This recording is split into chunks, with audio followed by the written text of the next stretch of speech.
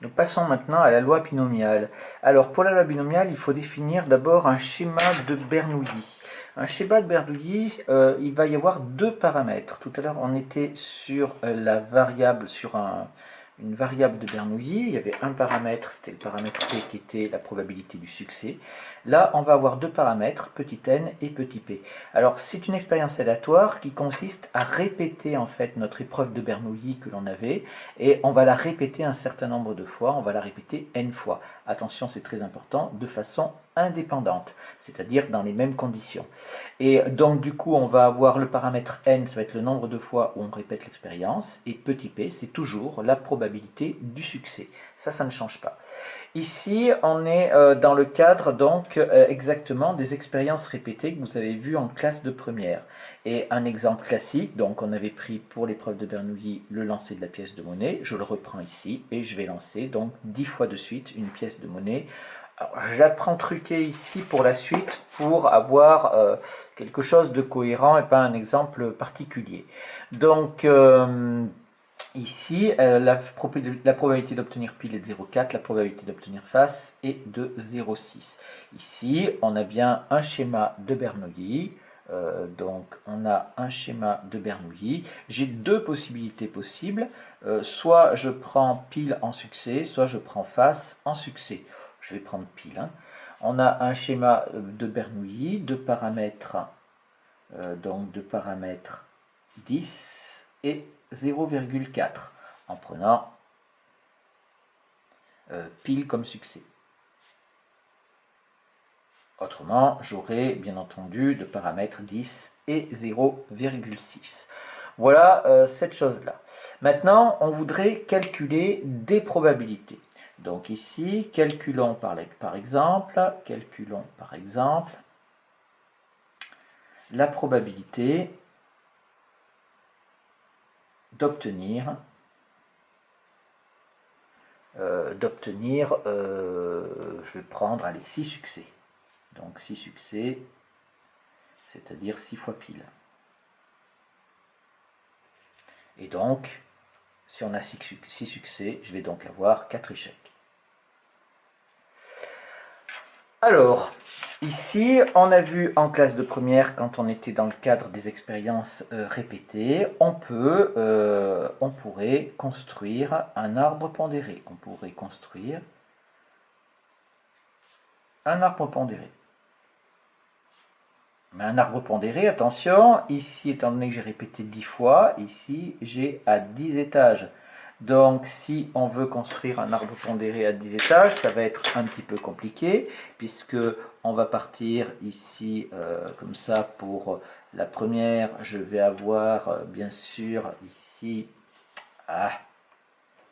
je vais avoir pile, là, je vais avoir face, et puis après, je vais continuer ici, je ne vais pas toutes les faire, parce qu'autrement, on ne va pas s'en sortir. Donc là, pour le deuxième tirage, je vais avoir aussi, décidément, ça ne veut pas, je vais aussi avoir ici pile et face, et puis on va continuer. Ici, je vais encore avoir pile, ici face, etc., etc. Je vais continuer comme ça indéfiniment. D'accord. On a donc cet arbre pondéré ici, où j'aurai comme pondération, j'aurai bien entendu pour pile, j'ai dit 0,4, 0,4, 0,4, là j'aurai 0,6, 0,6, 0,6, etc. etc. Pourquoi est-ce que j'ai les mêmes probabilités? Là, on n'a pas de probabilité conditionnelle, puisque on répète dans les mêmes conditions, c'est-à-dire de façon indépendante, et donc on reproduit exactement les mêmes valeurs de probabilité sur chacune des branches de notre arbre. On est bien d'accord que quand on fait un arbre pondéré comme ça, on calcule la probabilité d'un chemin. Donc ici, on rappelle la probabilité d'un chemin. La probabilité d'un chemin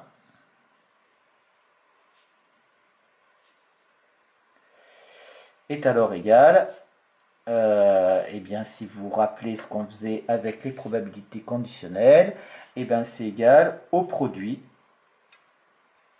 des probabilités de chacune des branches du chemin. Des probabilités de chacune des branches du chemin.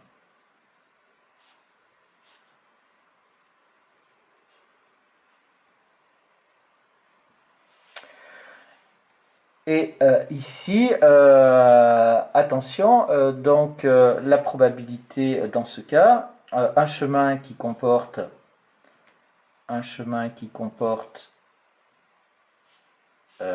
on a dit combien on voulait de succès, on voulait 6 succès et 4 échecs. 6 succès et 4 échecs. Aura alors pour probabilité,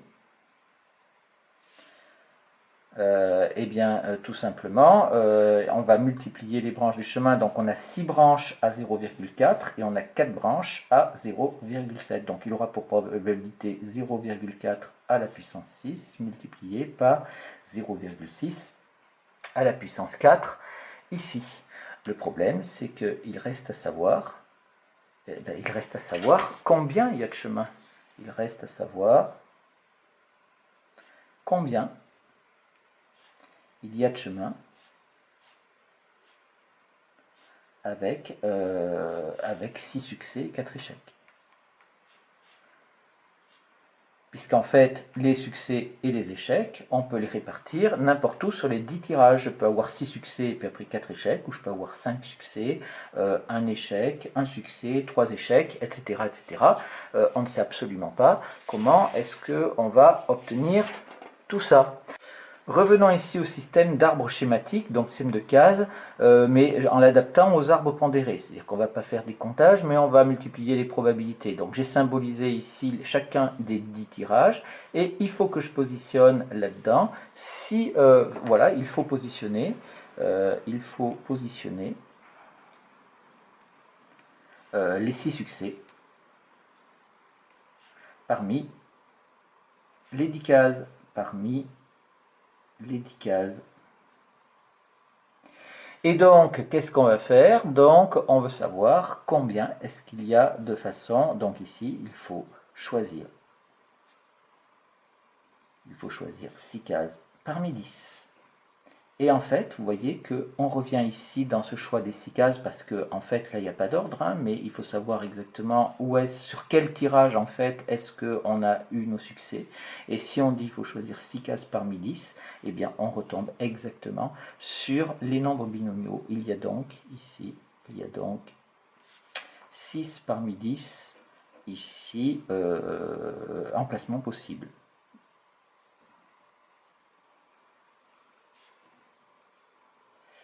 Et donc maintenant, si je prends la probabilité de mon événement, alors on va l'appeler A, on appelle A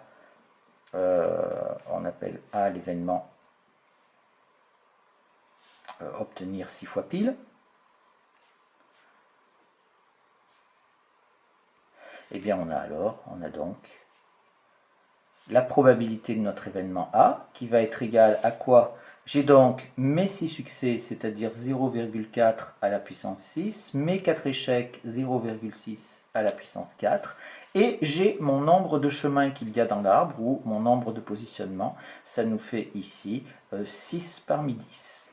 Ici, et là, c'est très important, le 6 parmi 10, c'est le nombre de chemins. Le nombre de chemins ayant 6 succès, ayant exactement 6 succès et 4 échecs dans l'arbre pondéré. Dans l'arbre pondéré que moi j'ai traité grâce à mon système de cases, ce qui pour moi me paraît plus pratique parce que j'ai l'habitude de travailler avec ça. Et on a l'avantage qu'on peut le faire alors que l'arbre, quand il y a trop de branches, c'est un petit peu compliqué. Donc voilà un petit peu ce qui se passe ici. Si on reprend maintenant le cas général, donc le cas général, on répète l'expérience n fois,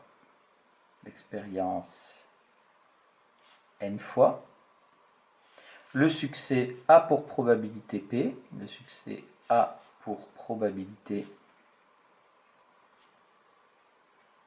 petit p.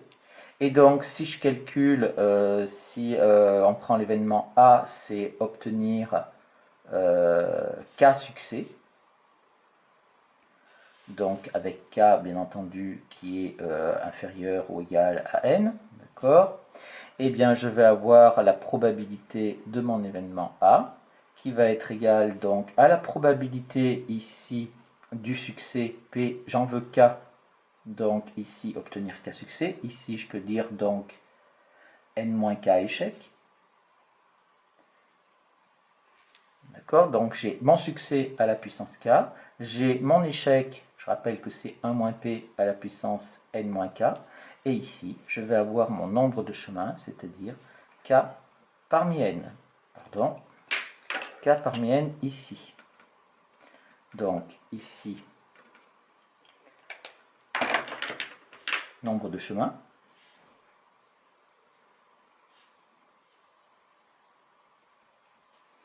Là, je vais avoir le succès. Et là, échec. D'accord? Le nombre de succès, c'est K, et le nombre d'échecs, ici. Voilà, et bien on peut se donner maintenant la propriété et qui a à la fois une propriété et une définition. Elle est un petit peu plus longue. On va avoir une double valeur ici. Propriété, définition.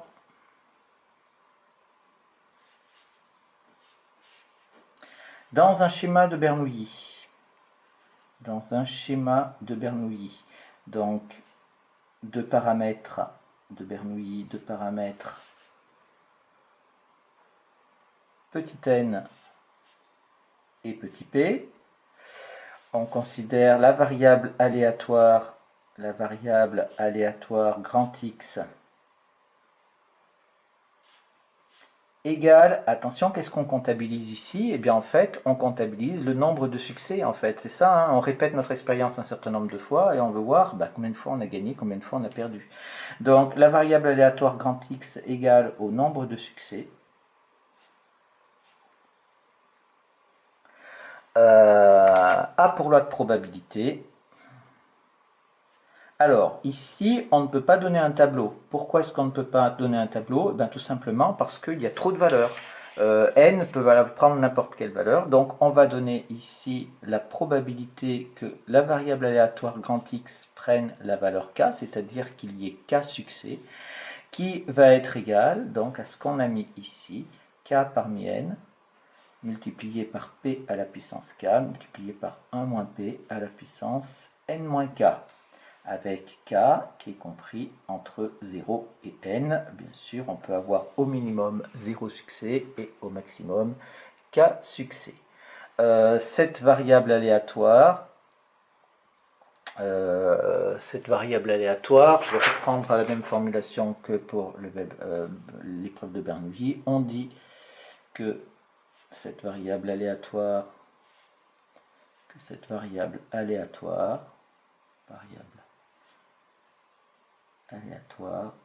suit la loi binomiale de paramètres petit n et petit p. Notez, alors là il y a une notation, elle est notée, c'est un B cursif ici, BNP.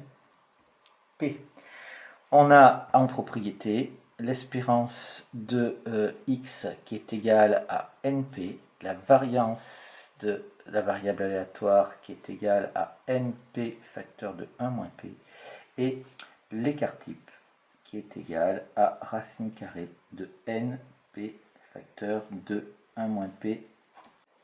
Une méthode ici dont vous aurez besoin dans les exercices. Méthode, c'est pour justifier qu'on a une loi binomiale.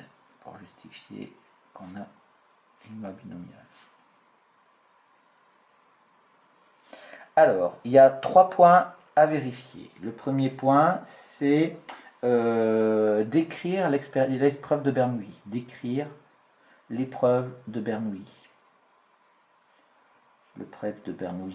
La plupart du temps, ça consiste à donner le succès en donnant le succès et l'échec avec leur probabilité. Et l'échec avec leur probabilité.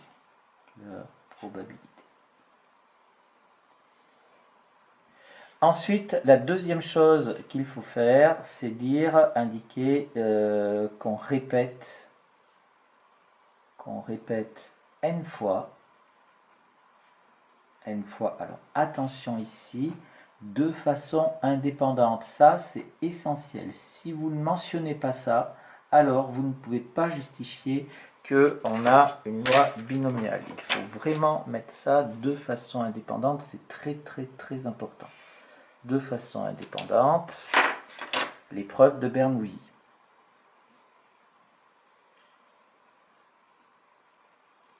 Donc, à ce stade, vous avez une épreuve de Bernoulli. Vous l'avez répétée une fois de façon indépendante. Donc, vous êtes dans un schéma de Bernoulli. Ensuite, il faut dire que la variable aléatoire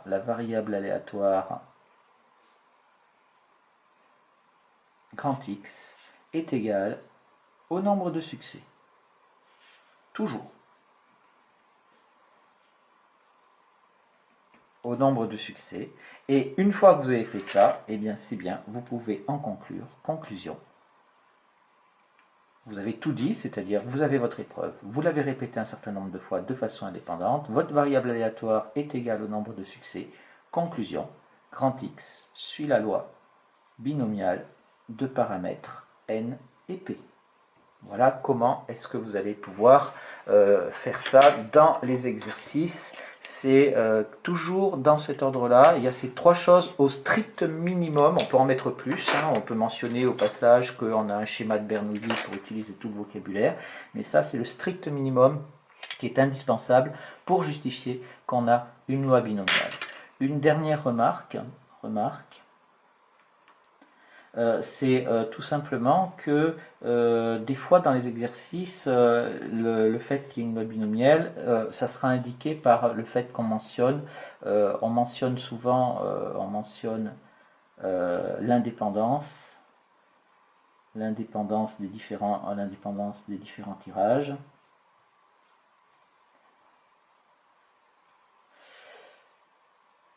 En disant, alors je vous mets la phrase que vous trouverez dans les exercices.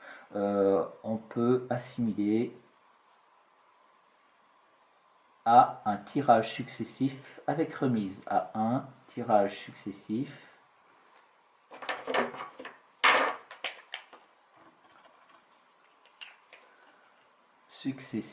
avec remise.